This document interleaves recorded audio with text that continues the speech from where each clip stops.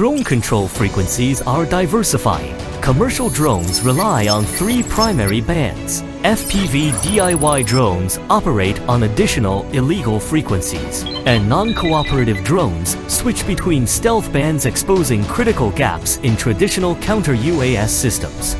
Fixed-band counter-UAS systems can only detect cooperative drones within predefined frequency ranges. Non-cooperative drones using specialized or covert bands remain undetectable, leaving critical vulnerabilities. Introducing the DGW1001 full-band UAV detection and direction finding device. With coverage spanning 20 MHz to 8 GHz, it creates a seamless protective network, identifying all unauthorized drones across the entire spectrum, no matter how hidden or adaptive their frequencies. No blind spots, no escape.